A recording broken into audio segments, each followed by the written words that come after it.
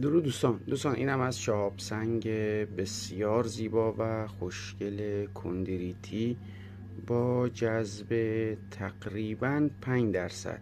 یک شهاب سنگ زیبا با پوسته سوخته‌ای که دارید مشاهده میکنید.